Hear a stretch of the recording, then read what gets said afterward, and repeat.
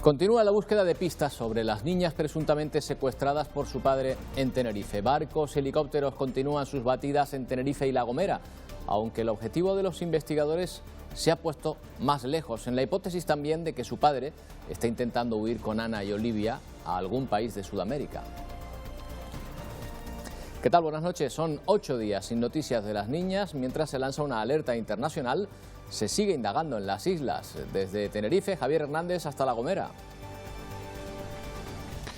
Sí, cada vez es más amplio el radio de búsqueda de estas 3 personas desaparecidas. En este sentido hay que tener en cuenta que la investigación que se ha abierto sobre este caso es por la supuesta comisión de un delito de secuestro y que la orden de búsqueda que se ha emitido es de carácter internacional.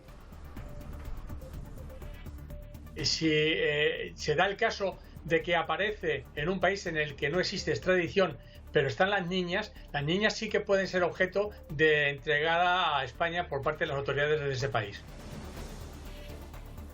Y el próximo domingo finaliza el estado de alarma, con lo que acaban también, o por lo menos se limitan, las restricciones más importantes. De hecho, algunas comunidades autónomas han mostrado su inquietud por la falta de respaldo legal para imponer sanciones. Jonathan Denis, ¿qué le ha dicho Sanidad hoy a las comunidades autónomas? Pues el gobierno insiste en que las comunidades autónomas cuentan con las herramientas suficientes para seguir haciéndole frente al virus. Lo ha dicho Carolina Darias tras el último Consejo Interterritorial de Salud que se ha celebrado antes de que el próximo domingo decaiga el estado de alarma. Recuerda que este es un instrumento solo para situaciones excepcionales y que ahora mismo el escenario es más favorable. Pero hay otra pandemia paralela, la del paro, que en Canarias ha aumentado en casi 2.000 personas en el último mes. Desde abril de 2020 la lista se ha incrementado en un 10%, y todo esto sin contar las casi 90.000 personas que están en ERTE en las islas. Invasión de Solidaridad es el nombre de una campaña que promueve la parroquia y los vecinos de Las Mercedes, en Tenerife.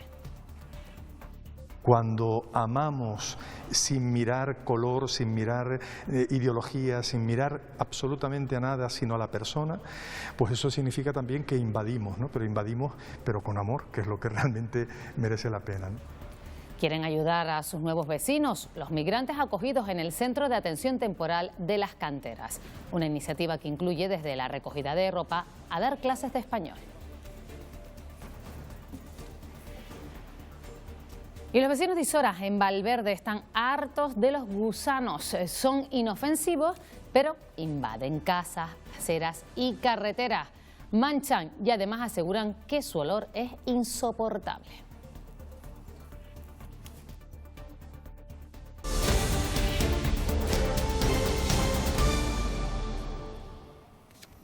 Bueno, ahí está la Salvamar, que está participando también en la búsqueda de Tomás Jimeno y sus hijas. Se cumplen 8 días de su desaparición y se sigue buscando, como ven, aquí en las islas, pero también mucho más lejos. Porque una de las hipótesis es que el padre de las niñas haya huido con ellas en una embarcación, incluso rumbo a América. Pero no se deja la vigilancia, Javier Hernández, en las costas de Tenerife y La Gomera. Sí, lo cierto es que más de una semana después de la desaparición de estas 3 personas son muchas más las incógnitas que rodean a este caso que la certeza, sobre todo después de que el juzgado de instrucción número 3 de Güímar, que dirige la investigación, haya decretado el secreto de sumario. Lo último que sabemos es que la búsqueda se ha ampliado al sur de Tenerife y a La Gomera, mientras el equipo de investigación insiste una y otra vez en que todas las posibilidades para el desenlace de este caso permanecen abiertas. 8º día de búsqueda para localizar a Ana y a Olivia, desaparecidas presuntamente a manos de su padre, Tomás Jimeno. Se les sigue buscando por tierra, por aire, pero sobre todo por mar. Efectivos de la Guardia Civil continúan con la investigación sin descartar ninguna hipótesis, pero siguiendo el rastro que dejó Jimeno las horas previas a que se les perdiera la pista. Sus cuentas bancarias continúan siendo analizadas al detalle, siguiendo las directrices del juzgado que instruye las diligencias por un presunto delito de secuestro parental. Ha trascendido un movimiento bancario entre 2 cuentas de Jimeno por un importe de 50.000 euros, una cantidad que podría ser compatible a actividades empresariales. Desde el entorno familiar se pide la colaboración ciudadana para dar la máxima difusión a la imagen de las 2 pequeñas, con el claro objetivo de que sean fácilmente reconocibles en cualquier parte del mundo. Son evidentes las sospechas de una posible huida del padre hacia Latinoamérica. Sin embargo, desde el Instituto Armado recalcan que en estos momentos están centrados en varias vías de investigación y que se mantiene el secreto de sumario. Tampoco se descarta, Javier, que en esa huida por mar Tomás Jimeno pueda llegar a Sudamérica y por eso hoy se ha lanzado una alerta internacional. Sí, resulta llamativo comprobar cómo a la vez que se intensifica la búsqueda en el entorno más cercano de estas 3 personas desaparecidas, hoy se ha lanzado una alerta internacional que se suma a la orden de búsqueda internacional dictada por el Juzgado de Instrucción número 3 de Weimar el pasado viernes. Una orden que significa, entre otras cosas, que si Tomás Jimeno hace uso de su documentación en cualquier lugar del mundo, esta orden que pesa sobre él se activaría automáticamente. Desde este juzgado salía el pasado viernes la orden internacional de búsqueda de Tomás Antonio Jimeno y de sus hijas Olivia y Ana. De esta forma y ante la presunta comisión de un delito de secuestro se implica en la búsqueda a las policías de todo el mundo. En cualquier país del mundo, independientemente que tenga o no acuerdo de extradición con España, si en el momento que presente su pasaporte o su documento de identidad, salta esa orden de búsqueda internacional y aparece dentro de la base de datos que está buscado. Si se localizara dentro del ámbito de la Unión Europea, se activaría inmediatamente la detención y extradición a España. Fuera de este ámbito, dependería de los acuerdos bilaterales con cada país. Eso en cuanto al presunto autor del delito. Los menores, en caso de secuestro, tienen un trato distinto. Lo que se pretende con esta orden internacional es no solamente localizarle a él, sino también localizar a las niñas. Porque si se da el caso de que aparece en un país en el que no existe extradición, pero están las niñas sí que pueden ser objeto de entregada a España por parte de las autoridades de ese país. Alerta internacional a la que se ha sumado también SOS Desaparecidos, que ha distribuido este nuevo cartel en una veintena de países. Las imágenes que la madre de las niñas difundió ayer han tenido gran repercusión. Una enorme movilización en las redes sociales ha llevado la imagen de las pequeñas alrededor del mundo. Es el sonido del helicóptero de la Guardia Civil que continúa buscando nuevas pistas del paradero de Ana y Olivia. Con el caso bajo secreto de sumario, la madre de las menores ha hecho público un vídeo de ambas y pedía su difusión. Ana, besito a Oli, corre. Besito.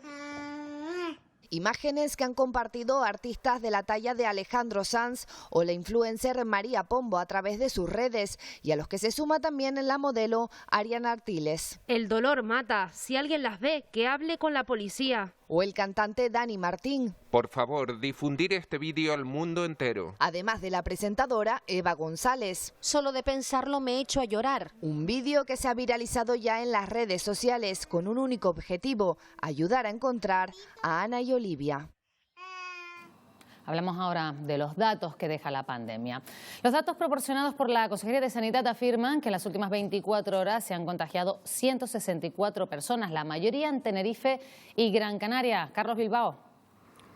Así es, buenas noches. Y lo peor es que hay que lamentar el fallecimiento de 3 personas en las últimas 24 horas después de que Canarias encadenase 4 días sin registrar fallecimientos. En total son 164 los nuevos contagios en las últimas 24 horas según Sanidad.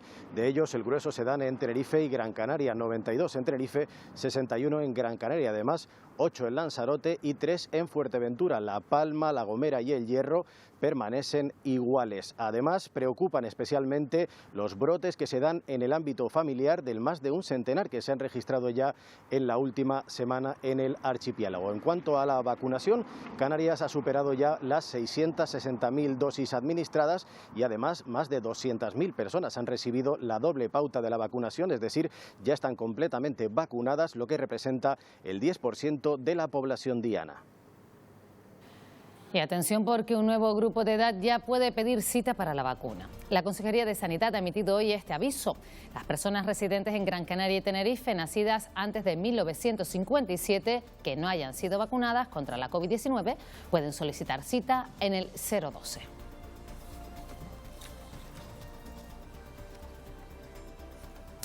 Y sigue en cuarentena la tripulación del barco en el que se han detectado varios positivos de COVID. Uno de ellos ingresado en el Hospital Dr. Negrín y otros 2 aislados en un hotel de Las Palmas de Gran Canaria. La posibilidad de que se trate de la llamada cepa india hace que Sanidad, Pedro Cubiles, esté investigando estos casos. Sí, se investiga para conocer si estos casos tienen algo que ver con el gran número de contagios que se está produciendo estos días en la India. Hay que recordar que la mayor parte de la tripulación provienen de ese país. El resto de la tripulación permanece en el buque, un buque que está fondeado aquí a mi espalda, en el puerto de La Luz y de Las Palmas. A todos se les ha hecho un cribado y han dado negativo. En lo que se refiere al hombre que está ingresado en el Hospital Dr. Negrín con COVID-19, habrá que esperar a mañana para conocer el resultado de los análisis. Igualmente, Sanidad Pública ha querido secuenciar las muestras del virus de los otros 2 hombres que permanecen aislados en un hotel de Las Palmas de Gran Canaria con síntomas leves. Para eso también tendremos que esperar a mañana. Necesitamos el tiempo necesario para ver en la secuenciación del genoma cuál es el tipo de cepa que hay. No hay en principio que mostrar alarma, lo importante es tener los casos identificados y aislados. Ya luego pues veremos cuál es el resultado. El próximo domingo decae el estado de alarma y a partir de entonces las comunidades autónomas tendrán que lidiar con los tribunales para adoptar medidas como el toque de queda o los cierres perimetrales. A pesar de las reticencias de algunas, el gobierno, Jonathan Dennis, les ha dicho que tienen herramientas suficientes. Sí, la ministra de Sanidad dice que las comunidades autónomas cuentan no solo con la legislación ordinaria de salud pública, sino también con los planes de estrategia coordinada y con ese Real Decreto Ley que ayer aprobó el Consejo de Ministros y que va a permitir a las comunidades autónomas recurrir al Supremo en caso de que los tribunales superiores de justicia les tomen algunas medidas. Cree Carolina Darias que ahora mismo con estas herramientas son suficientes para seguir haciéndole frente al virus. Lo ha dicho tras el último Consejo Interterritorial que se ha celebrado antes de que decaiga este estado de alarma el próximo domingo y en donde varias comunidades le han planteado sus inquietudes y sus miedos de verse envueltas en un lío jurídico. Pero recuerda Darias que no siempre durante la pandemia ha estado vigente el estado de alarma, que este es un instrumento solo para situaciones excepcionales y que ahora mismo el escenario es más favorable, con una incidencia dice que va a la baja y con una vacunación que ha dicho va como un tiro. El estado de alarma, conforme aparece regulado en la Constitución española, en su artículo 116, está previsto junto con los otros 2 para situaciones, digamos, excepcionales, no para que permanezcan sine die en el tiempo. Por ahora entendemos que las medidas que tienen a su disposición, conforme a la legislación ordinaria, las comunidades autónomas y con el Real Decreto Ley aprobado en el día de ayer, son medidas suficientes para seguir atajando, digamos, y manteniendo el virus a raya. La fecha marcada, por lo tanto, en el calendario es el próximo domingo, cuando decae el estado de alarma. El Gobierno estatal ha establecido ya una serie de medidas urgentes que van a entrar en vigor al día siguiente para mantener el control sanitario. Entre otros aspectos, en caso de duda, será el Tribunal Supremo el que decida sobre la validez legal de las normas que impongan las comunidades autónomas. El próximo domingo, 9 de mayo, decae el estado de alarma y con él la posibilidad de imponer algunas de las restricciones a las que nos hemos familiarizado durante la pandemia. Entre las más destacadas están el toque de queda nocturno, la limitación de reuniones sociales y el cierre perimetral entre comunidades autónomas. Aún así, los gobiernos regionales contarían con margen dentro de su marco competencial para establecer medidas de control sanitario. Presumo que lo hará rápido, antes de que decaiga el estado de alarma, porque si decae sin más, lo suyo es que recuperemos tal cual nuestros derechos fundamentales, entre ellos de la libertad de circulación. El Consejo de Ministros ha aprobado un Real Decreto Ley para dar soporte legal a la prórroga por 3 meses de medidas urgentes que entrarían en vigor a partir del 10 de mayo. Entre ellas destacan el control sanitario de los pasajeros internacionales, la suspensión de los desahucios y la moratoria o condonación parcial de alquileres para inquilinos en situación de vulnerabilidad económica por la pandemia. Además, el Consejo de Ministros ha aprobado una modificación legal para que sea el Tribunal Supremo quien decida sobre la validez de las normas que puedan imponer las comunidades autónomas. Y a pocos días de que acabe el estado de alarma, hoy se rendía homenaje a los sanitarios. Este árbol de Hipócrates, de Máximo Riol, ejemplifica a partir de hoy todo el trabajo que han hecho y siguen haciendo los trabajadores de la salud, no solo en este municipio de Telde, sino en toda Canarias. Este acto precede al que se va a producir el Día de Canarias con la entrega de la Medalla de Oro al Comité Científico y al Servicio Canario de Salud. El presidente de Canarias, Ángel Víctor Torres, presente en este homenaje, ha destacado la importancia de tener un estado de bienestar fuerte. La sanidad universal es un pilar básico del estado del bienestar que estamos aquí gracias a ellos, que hemos pasado de noches de angustia, de noches de pesadillas y no de sueños, de madrugadas sin luz, a un momento totalmente distinto, ¿no? Y estamos hoy pudiendo al menos reconocérselo. Es importantísimo, en primer lugar, porque es el primer homenaje a los sanitarios y sanitarias que se hace en esta tierra, en Canarias, y Telde es su máximo exponente. Hoy, sobre todo, hacemos un homenaje a la gran gestión que han hecho los sanitarios y sanitarias en su día a día. Son muchas las situaciones cambiantes de esta pandemia en el día a día, también las limitaciones que aún nos impiden desarrollar la vida que llevábamos antes de que llegase. Pero conviene recordar que hubo un tiempo no muy lejano, apenas un año, en el que celebrábamos pequeños avances, como acompañar a los niños a pasear apenas una hora o salir a hacer ejercicio en horas determinadas o para ir a comercios con cita previa. Esto ocurría en las primeras fases de la desescalada, hace ahora justo un año. Si echamos la vista atrás 365 días, recordaremos que tal día como hoy íbamos a cumplir casi 8 semanas confinados en casa y el posterior descenso de contagios nos trajo la desescalada, un pequeño atisbo de libertad imprescindible para nuestra salud mental, al menos momentáneamente. Hay muchas personas que estaban pasando por problemas de angustia, por problemas de desánimo. Ese momento mágico de fase 1 a fase 0 pues significó un aire fresco increíble y evidentemente supuso un brillo ilusorio. Ya sobre el final de julio y agosto nos dimos cuenta que esto iba para largo. Fue Canarias una de las comunidades que antes pudo disfrutar de la desescalada que nos llegó con segmentos horarios y rangos de edad. Paseos de 1 kilómetro máximo entre dos convivientes, comercios con cita previa, comida a domicilio, deporte al aire libre o niños en la calle sin poder prestar sus juguetes. Estaba súper aburrido en casa, salir un poco para respirar el aire fresco. Muchas ganas de coger patinete.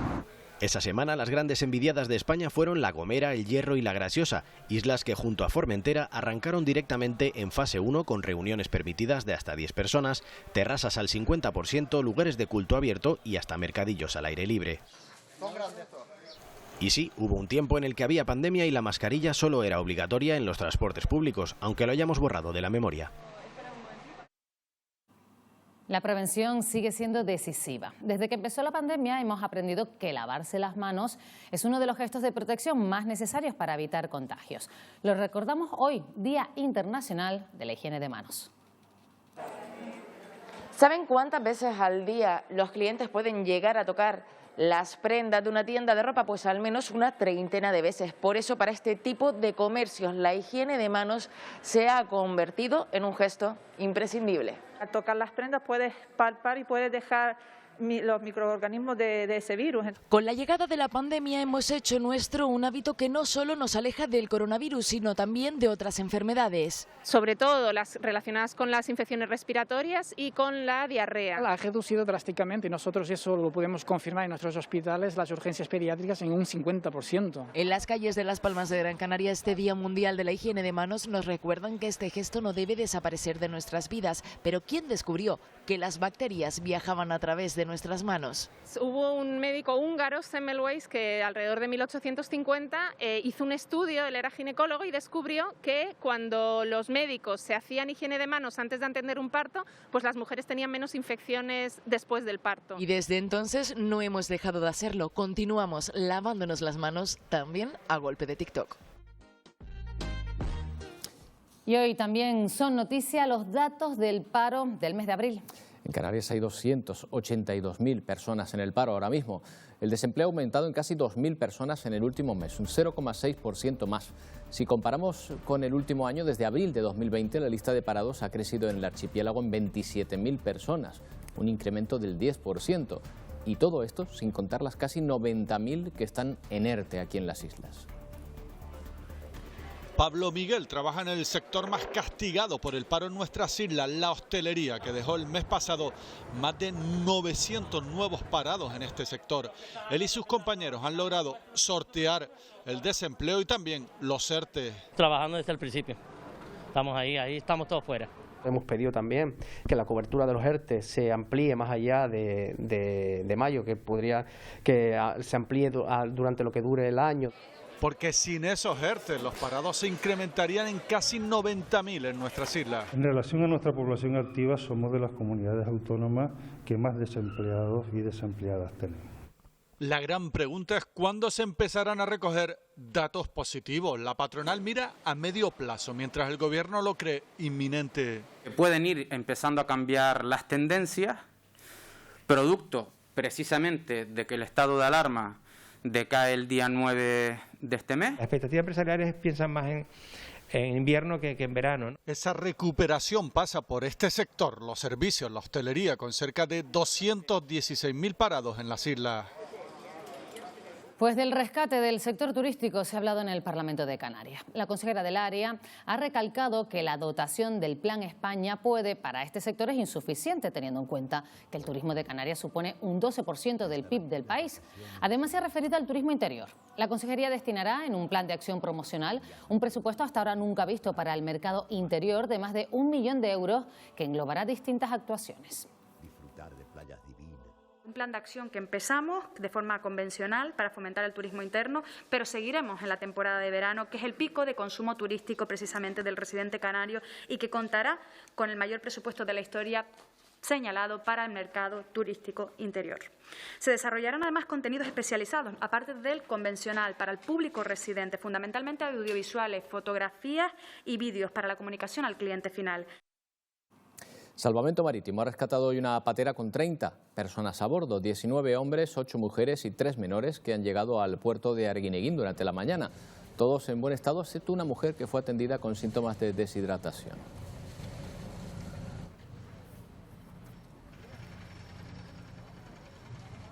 Y los canarios siguen mostrando esa humanidad que siempre ha caracterizado al pueblo isleño. Un ejemplo lo tenemos en Las Mercedes, en La Laguna, donde el párroco, junto con los vecinos, ha iniciado una campaña. Invasión de Solidaridad se llama.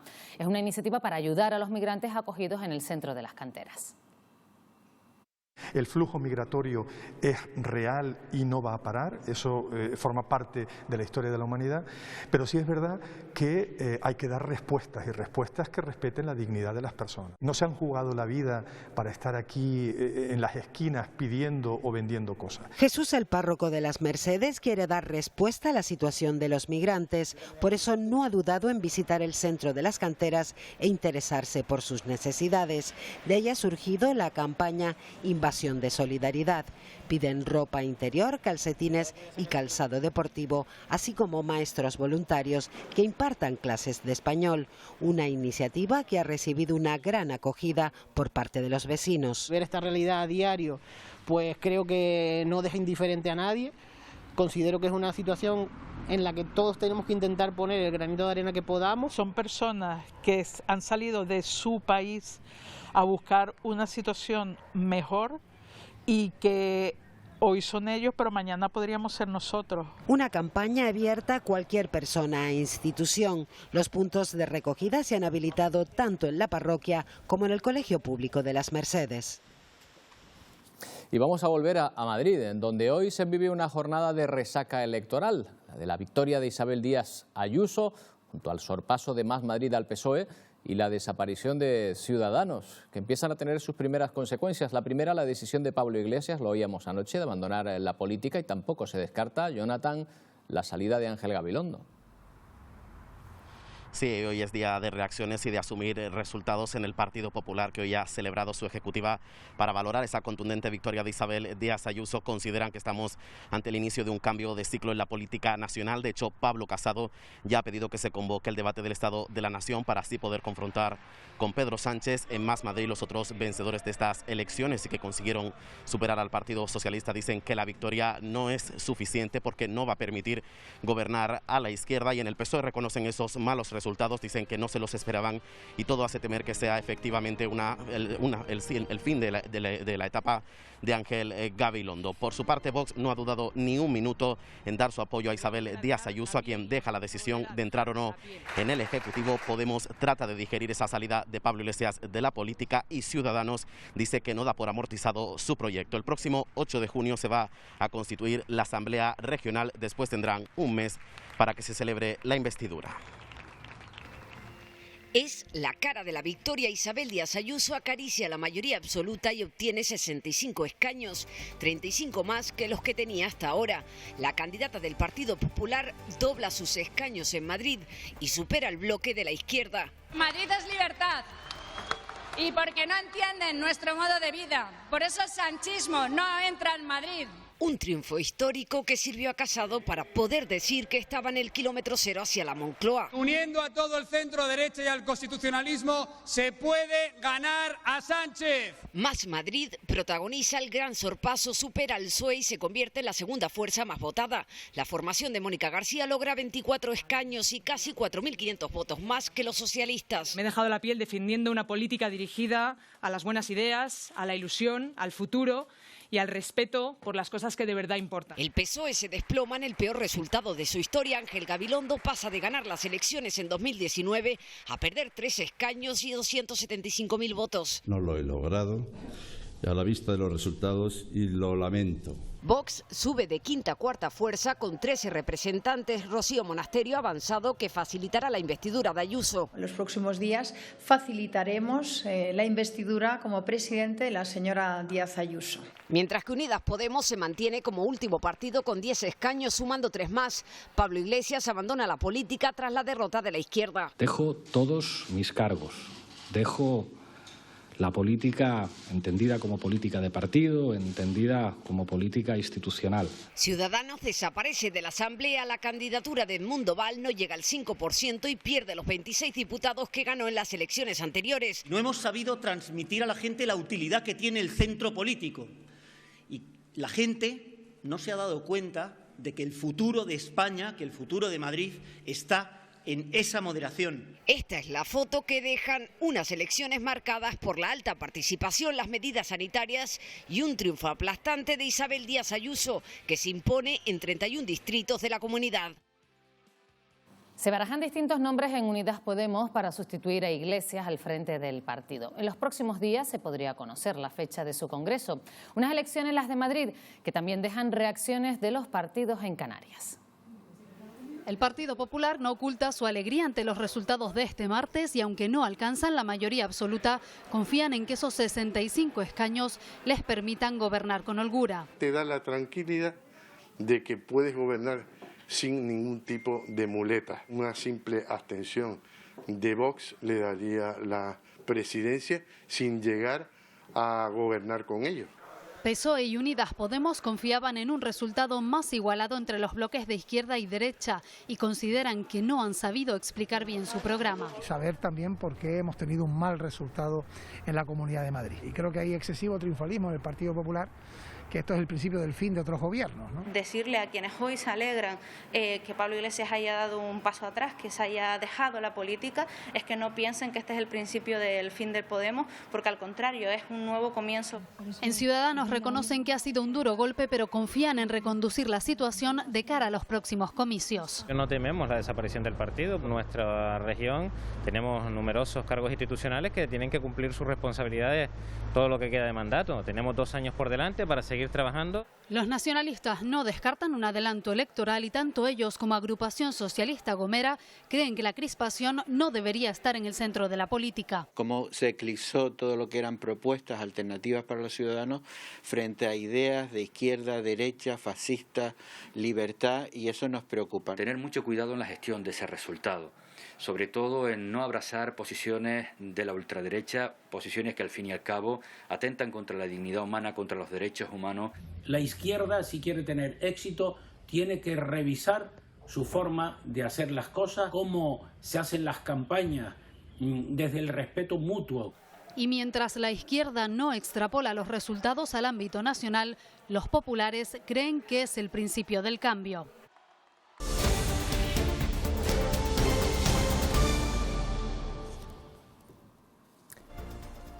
La Guardia Civil investiga en Gran Canaria un apuñalamiento ocurrido en la mañana de este miércoles en la localidad de Ingenio. Miembros de 2 familias que viven puerta con puerta se han ensarzado en una pelea que ha terminado con un herido con 2 puñaladas. Fuera de peligro ya en el hospital insular. También ha habido un detenido por un presunto delito de lesiones. La familia del hombre apuñalado asegura que la relación con sus vecinos, una familia que ha ocupado la vivienda, es muy complicada desde hace años. Y en Lanzarote, un incendio en el salón de una vivienda ha obligado a desalojar un edificio ubicado en la calle Real en Arrecife. 3 mujeres y un bebé tuvieron que ser trasladados al hospital por inhalación de humo. Las primeras investigaciones apuntan a que unas velas fueron las causantes de las llamas. Y sobre las 5:30 de la tarde, el 112 recibía una alerta por un conato de incendio en Valle Gran Rey, en La Gomera. Ahí lo tienen, cerca de la playa del Inglés. Se ven apartados restos de limpieza y poda para triturar en estos días. Alguien les prendió fuego. El Secopin activó a los bomberos voluntarios de Valle Gran Rey, también a la unidad de medio ambiente del Cabildo para poder apagar las llamas. El pueblo herreño de Isora, en el municipio de Valverde, está sufriendo en los últimos días una invasión de gusanos negros. Millares de ejemplares se pueden ver en casas, aceras y carreteras. Y por si esto fuera poco, la sustancia que genera despide muy mal olor. Plaga de 1000 pies portugués en Isora. No se recordaba nada igual por aquí. Ese camino voy para allá, que yo salgo hoy caminando y eso estaba lleno.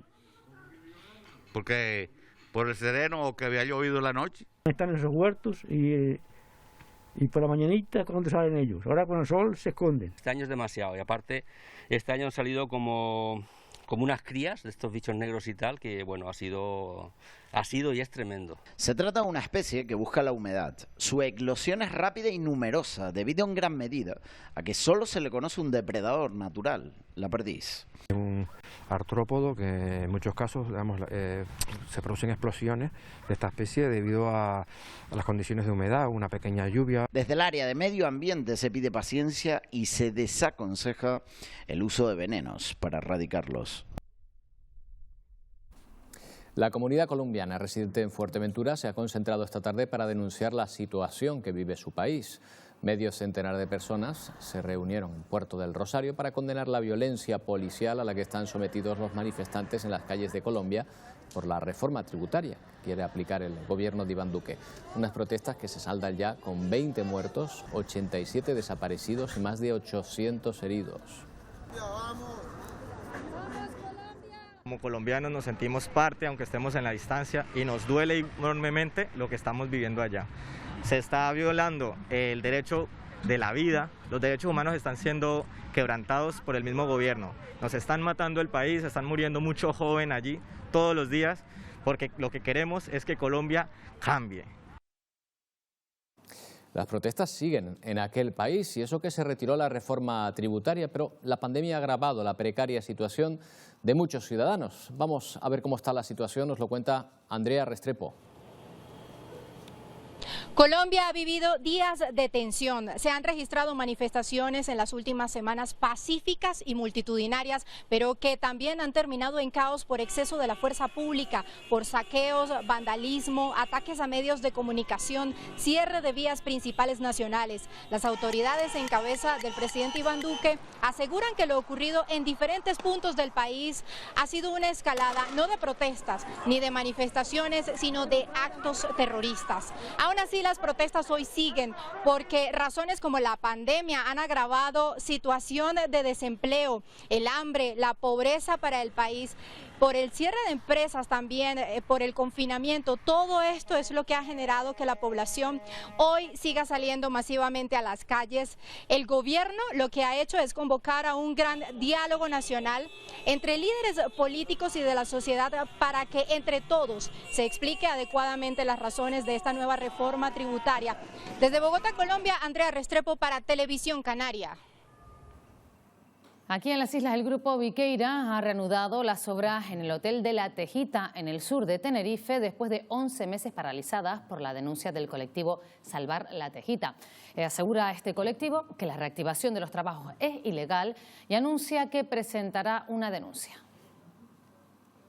A través de esta reivindicación que dio la vuelta al mundo, en junio del año pasado el colectivo Salvar La Tejita logró paralizar las obras de un hotel cuya historia ya cuenta con otro polémico capítulo, esta vez relacionado con la reanudación esta semana de las obras, unos trabajos que desde la Asociación de Activistas consideran que solo podrían haber comenzado si no hubiera una orden de paralización de obras, eso para empezar, y segundo, que el expediente del deslinde se hubiera resuelto ya, para saber cuál es la distancia con respecto al mar en la que puedes construir o no. No es lo mismo 20 metros que 100 metros.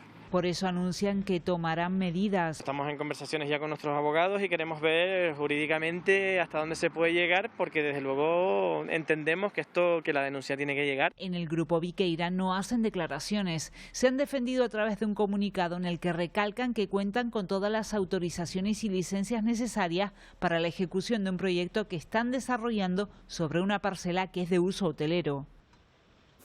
Se estima que casi un 50% de la población en Canarias padece sobrepeso o obesidad. Un alto porcentaje se ha sentido alguna vez discriminado por no cumplir con los cánones de belleza establecidos por la sociedad. Es decir, las personas gordas somos consideradas personas vagas, personas insalubres, personas asquerosas, personas improductivas. Son algunos de los prejuicios que sufren las personas gordas, casi siempre en silencio. La mitad de la población canaria está en el punto de mira de esta discriminación y de esta opresión. La gordofobia implica la discriminación, el rechazo hacia las personas gordas por el mero hecho de serlo. Con más de 2.000 personas inscritas desde 20 países diferentes, las jornadas Gordofobia y Violencia Estética contra las Mujeres tratan de visibilizar un problema que a veces pasa desapercibido. Tenemos dificultades para encontrar empleo, o sea que sufrimos exclusión social y laboral. Dificultades para mantener relaciones sexoafectivas también, porque somos consideradas personas no atractivas para la sociedad. También sufrimos discriminación en las consultas médicas, donde muchas veces no se nos presta la atención suficiente porque aparece una persona gorda en la consulta médica y automáticamente, bueno, es una gorda que haga dieta y luego ya vemos. Las jornadas finalizan el próximo 7 de mayo y las ponencias se podrán seguir también en streaming a través de la web del Instituto Canario de Igualdad. Recomiendo a todas las personas que me estén escuchando que piensen, que reflexionen sobre este hecho, que el odio viene de fuera, que no es culpa nuestra. La Ley de Patrimonio Cultural de Canarias de 2019 establece que los bienes culturales deben estar localizados y descritos. Pues bien, en La Gomera tratan de cumplir con esta normativa y a través de la Dirección General de Patrimonio Cultural están llevando a cabo un inventario arqueológico plasmando en un documento la riqueza cultural de la isla. Es un trabajo que no se hace a ciegas. Previamente se realizan varias salidas para determinar las zonas con mayor potencial. Ya con el recorrido marcado, comienza la búsqueda. Cuando llegamos a un punto donde encontramos restos de la cultura aborigen de los primeros gomeros, lo que hacemos es pues tomar una ficha, tomar el punto, o referenciar el punto, tomar una serie de fotos, medidas. Largo, ancho y alto, 50 centímetros. 50 es lo habitual. Para luego hacer el trabajo de gabinete en la oficina, digamos, donde vertemos toda esa información. Lo que vamos a buscar son cuevas más o menos grandes, donde pudo haber una forma de habitación, y en torno a esas cuevas, digamos, podemos encontrar el resto de actividades. Las cuevas funerarias suelen estar en las proximidades también de las viviendas. Luego todas las cresterías es el espacio, digamos, más ritual, donde pueden haber las aras de sacrificio. Un equipo que trabaja para inventariar la riqueza patrimonial de La Gomera. Es necesario conservar el legado cultural de la isla para no olvidar cómo fue el comienzo de su historia. Canarias no es ajena a la pérdida de biodiversidad en el planeta, con más de 80 especies de flora y fauna en peligro de desaparecer. Los últimos del paraíso es el reportaje que aborda este problema y que emite hoy Noche de Reporteros. Una úbara canaria muerta en una llanura de Fuerteventura. Aquí comienza un viaje por el paraíso convertido en un campo de trampas. Que ha caído bajo el tendido. En el reportaje de hoy, Noche de Reporteros se sumerge en el reino de la oscuridad donde viven las criaturas ciegas. Y volamos hasta el abismo donde se aferra a la vida una flora única en el mundo. Estamos hablando de una joya botánica. La salud de un ecosistema se mide por su biodiversidad. Son los últimos ejemplares de su especie y con el apoyo de un puñado de humanos, algunos comienzan a recuperarse. Esta mide 177. Una reflexión sobre el paraíso que recibimos de la naturaleza y el final de una historia que nosotros mismos podemos escribir. Llega a Televisión Canaria Tocando el Cielo, una serie documental que realiza un recorrido desde el aire por los lugares más bellos de cada una de las 8 islas. Está compuesto por 13 capítulos y conducido por el alpinista Juan Diego Amador. Rincones increíbles. Y hablamos de otro estreno. Se trata de la segunda temporada del programa Trópico Distópico que presenta el periodista Carlos Sosa.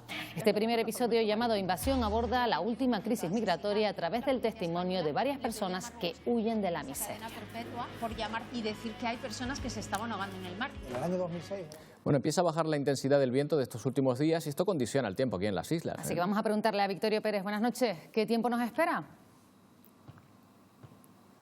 Pues sí, porque de hecho de aquí al viernes serán pocas las zonas donde la velocidad media del alisio supera los 25 km por hora y eso evidentemente lo condiciona todo. Favorece la formación de nubes de evolución diurna. De momento mañana tendremos muchas zonas de cielo despejado. Las nubes se quedarán a menos de 1.200 metros de altitud por el norte y el este de las islas más montañosas. Suben ligeramente las temperaturas y en el mar tendremos olas de 1 a 2 metros de altura en el norte y en el este. Ampliamos todo después de los deportes y hablaremos de esto, de las Zeta Aquáridas, la lluvia de estrellas que tiene su máxima afluencia esta misma noche. Así que asómense a la ventana y a la tele, claro. Hasta ahora. Bueno, en los deportes, además de ver la última hora de la Unión Deportiva y el Tenerife, pendientes de la Champions de baloncesto. Mañana juega el Lenovo, hoy juega el Granadilla sin fortuna. Eliminado de la Copa, Daniel Álvarez, y además con polémica, en el último minuto creo que fue el gol, ¿verdad? Exacto, Roberto. Desde luego no acabó nada contento el equipo tinerfeño en su visita al Levante, y no solo por ese resultado, una derrota que pone fin al sueño copero, más bien por la forma en la que se produjo en el tiempo de prolongación y con una jugada en la que el Granadilla reclama falta sobre su guardameta. Ahora se centra en la visita de un transatlántico a La Palmera, el Barça. Y el Lenovo Tenerife está a menos de 24 horas de iniciar el camino decisivo hacia el que podría ser su segundo título de la Champions. Mañana se enfrenta al Estrasburgo dentro de una final a 8 que ya ha comenzado. Los aurinegros eluden el rol de favoritos y advierten que ni el rival ni, ojo, los árbitros lo van a poner nada fácil.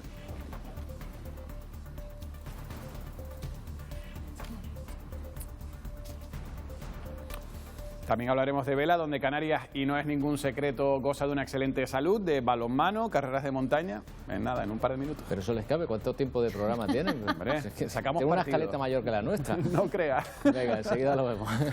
Después de más de 30 años, con una ley que protege los cielos canarios, no cesan las acciones para preservarlos. Sí, en La Palma, Roberto, se va a regular el acceso de las empresas relacionadas con el astroturismo al entorno del Roque de los Muchachos. Es una decisión con la que se quiere controlar la actividad y que no afecte a los trabajos de observación en uno de los puntos más preciados del planeta para la astrofísica. De esta forma, nosotros nos despedimos. Que tengan una buena noche. Hasta mañana.